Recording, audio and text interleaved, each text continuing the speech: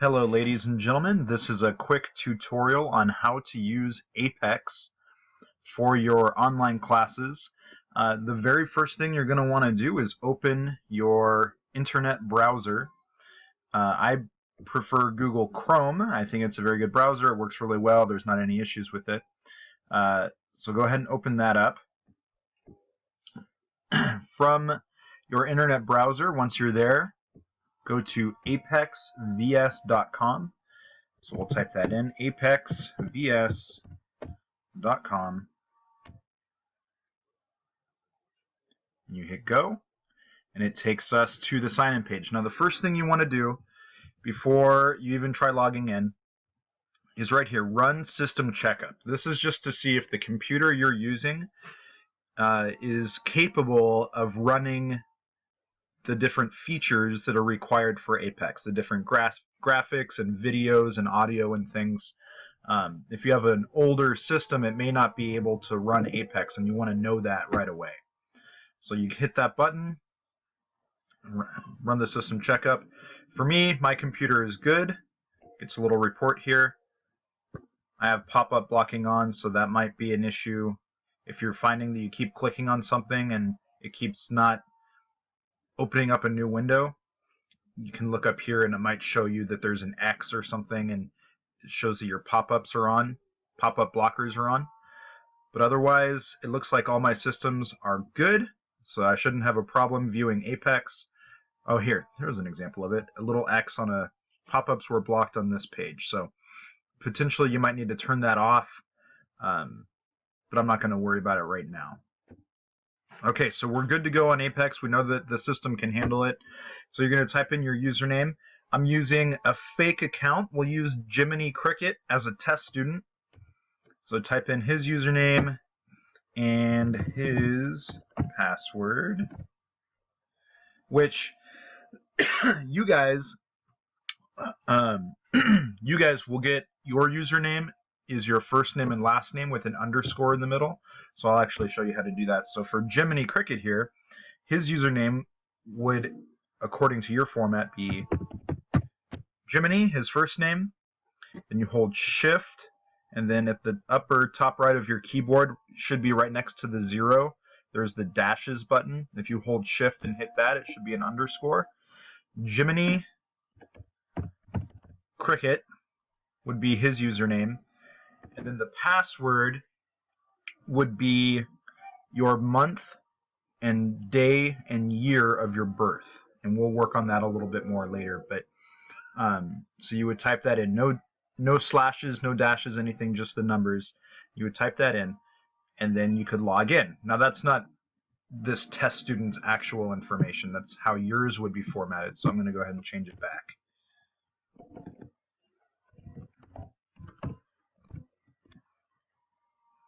Okay, so we log in, and the first thing we come to is our dashboard. We see the classes we're enrolled in. We could see the grades on any of the classes we've started. Jiminy Cricket is not doing so well in Algebra 1. But the first thing I'm going to want you to do when you first log in, it's not going to go straight to your dashboard the very first time. It should take you to a change your password page, because you're using a temporary password with that is your birthday, and when you log in, it should take you to a page where you can create your own password. So you'll do that. That's good, and then it should take you to your dashboard, this is where we are. You can always get to your dashboard by going to menu from wherever you are in the site and going to My Dashboard. From here, the next thing I want you guys to do is you're getting started in the course. Click on your name up at the top, and then go to My Profile. You want to change your contact info. So this stuff you probably can't change. It's set. But you can put in a couple of important things. Your phone number. So don't forget your area code. The fake one there, and then I'll put my personal email address. You guys can contact me if you need help with anything. There's many other places to find it than this, but I'll just use mine for now.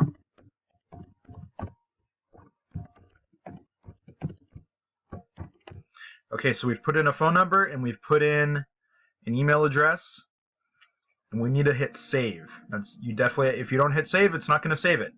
So hit save, and there, now the email is put in. The email is absolutely the most important because that's how we're going to communicate with you guys. If we have an announcement for the class, if we have an issue with one of the quizzes or tests you've taken, whatever the case may be, we're going to communicate through email, most likely. And it's really a good way to stay in touch. So find an email address that you use very often and use that for your email address. The next thing I want to show you real quick, we're going to skip sign in and preferences and go to coaches. Coach report settings. A key ingredient to your success as a student is the support of the adults around you. Now, you guys are adults, but having the support of other adults in your lives would probably be beneficial to you as well. The coach report provides information about your course progress that the adults who support you can use to encourage and motivate your continued learning. You have no coach assigned. To update your coach list, please contact your teacher. So what this does, if you want a coach, give me the email address. You'll have to give your teacher the email address of the person you want to be your coach. And the teacher is the one who has to put it in. We'll put it in the system for you. And then each week they'll get an email update on your progress in the class, how you've been doing in your quizzes and tests and things, your grades. And it's a good way to just keep track of how the class is progressing. If you want, I think you could probably ask me to put in your own email address to get that report, or you could put in somebody you trust who would then be able to help monitor you. Okay?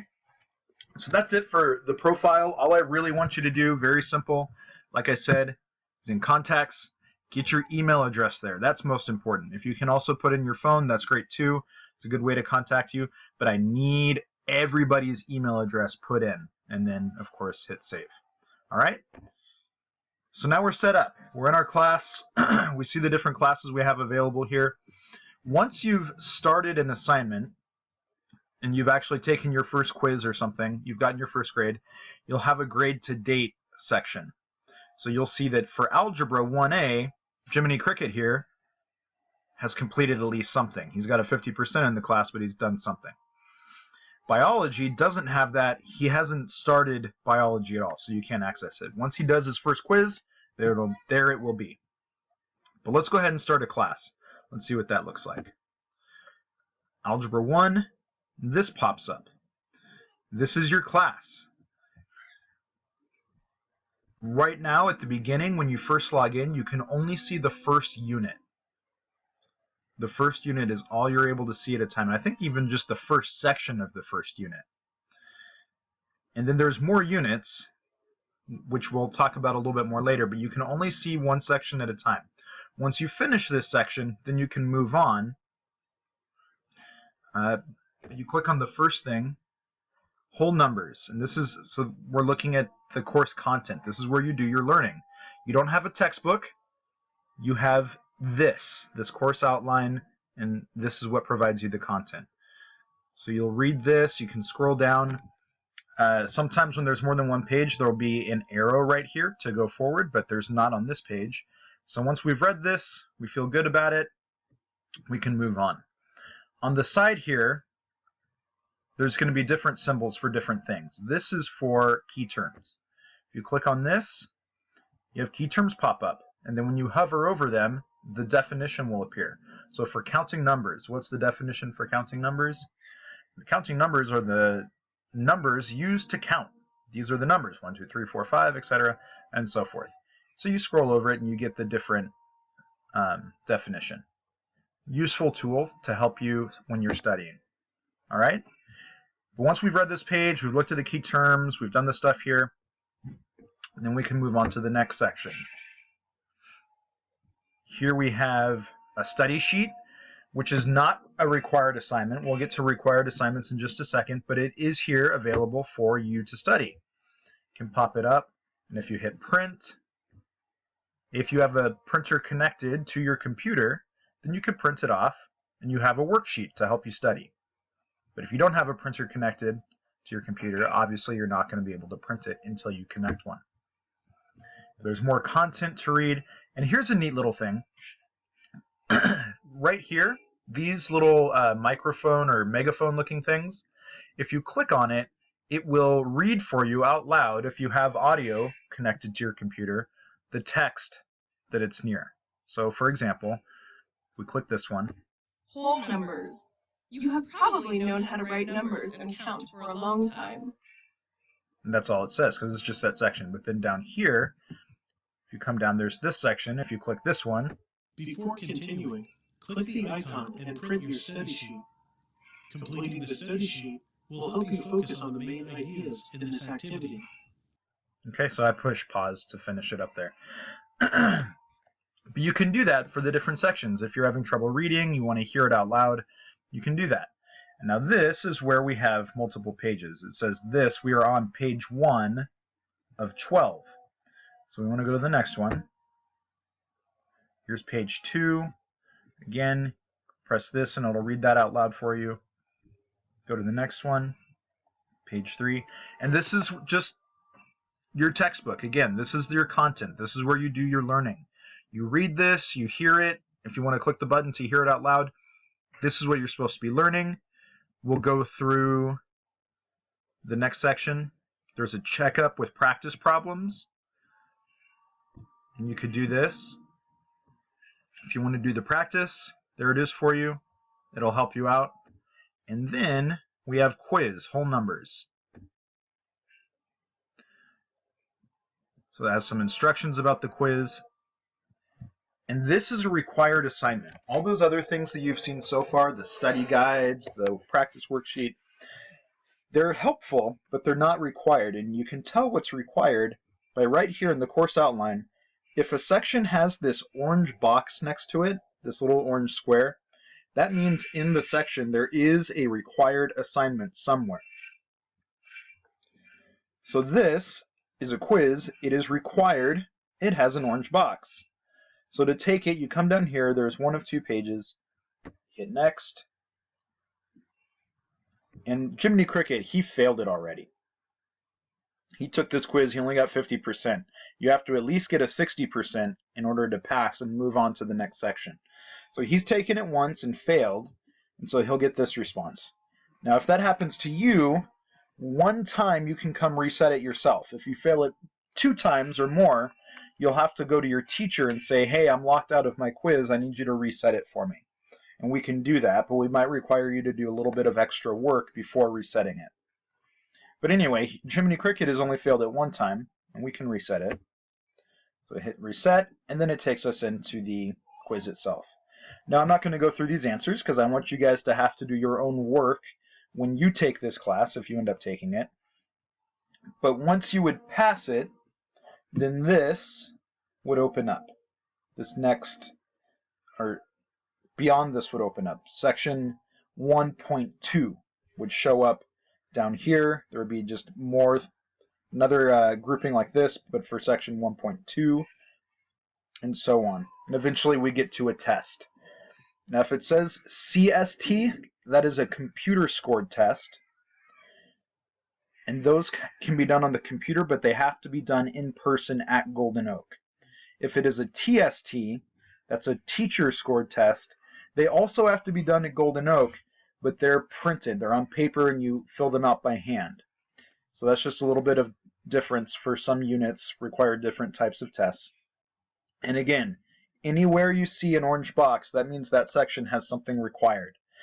You've only seen a quiz so far, but there are practice worksheets, there are journals or labs or different things that might be required. And if it has an orange box, that means I'm looking for where is that assignment. Again, if it's quiz, you guys know how to take that. If it's a worksheet, it's going to be up in the side, just like those key terms in the study guide we looked at. It's going to be over there, and you'll click on it, and you'll have to work on it from there. And those have to be turned in to your teacher. You can either download them and type them out on your computer if you know how to do that. That's fine. And then you could email them to us. Or you could print them out and then fill them out by hand and turn the paper into us as well. Either way, your teachers will need those assignments to grade them and put them into your gradebook. Okay, so now let's talk about gradebook a little bit more. So we're going to close the course right now, this Algebra 1 course, and look at our dashboard again. So here's the grade to date. If you click on this, it will give you a couple things. First, it gives you the list of all the assignments in the whole class that are required. So as you can see, 1.1.3, that was the quiz that we just looked at a little bit. Jiminy Cricket scored a 6 out of 12. He has a 50%. He needs to do better before he can move on. The next quiz is for 1.2.3 and then 1.3.3 quiz. And there's a lot of quizzes. And that sounds kind of daunting, like, oh my gosh, there's so much work to do. But if you remember, there are only, so it's 12 points total, but each question was worth 2 points. So it was only 6 questions. There were only 6 questions, each one was worth 2 points. That's a very short quiz, and most of them are going to be about that length. So they're not going to take you a ton of time to work on, especially if you're reading through the course material, paying attention, you should be able to zip through it pretty quickly. There's a bunch of quizzes, but then you'll notice here at the end of Unit 1, 1.14.1, there's a practice assignment. That's going to be a worksheet that you have to print out and fill out by hand. Then there's a test with integers, so the unit test. You have to pass that before you can move on to Unit 2. There's Unit 2, Unit 3, Unit 4 is down here. So there's 4 total units in this class, I can find out, with lots of quizzes, practice things, and tests. And then the last unit, Unit 5, is the final exam. And so you'll have to take that again, just like a normal test in the classroom with the teacher. Okay? So that's one thing this shows you. It shows you all the assignments that are required. The other thing that it can show you is what you've completed already. So Jiminy Cricket here has only completed 1 quiz. He has a lot left to do. His total grade in the class for now is a 50% because that's all he scored on this quiz. As you complete more assignments, you'll see what is complete and what's not, and it'll help you out if you click on that and you're going through it and it's, you know, a score is here, a score is here, a score is here, a score is here, and all of a sudden there's not complete and then a score, a score, a score, a score. That will show you, oh, I must have forgot to do this one. I skipped this somehow. You're not going to be able to skip quizzes, but maybe the practice assignment, because that's on paper. You could skip that accidentally and move on without completing it. But you're not going to get a grade unless you turn it in, obviously. So this is a good place to check on how you're doing, what you've done in the past, what you still need to do, and so on. Okay? One of the last things I want to show you over here before I close out this video, the announcement section is right here. This is an area where we will post class-wide announcements, announcements for the entire class. If we're changing something like saying, hey, you know what, a certain quiz we found is too difficult, we're gonna make it so that nobody has to take that anymore, we would post that information here. If there's another assignment we've added, you're like, you know what, we're seeing that everybody's struggling with this test, we're going to now we're going to change things and require an additional assignment that we created, and we're going to grade it, and it's required for the grade, we would post that here, okay? So when you log in, you want to be checking here to see if there's a new announcement. You want to work on your classes, and check your grades, all these things you can do. Again, if you have any questions, feel free to ask your teachers. We're more than happy to help you out. I hope this was a good little instructional tutorial to help get you started. All right, thank you. Have a great day.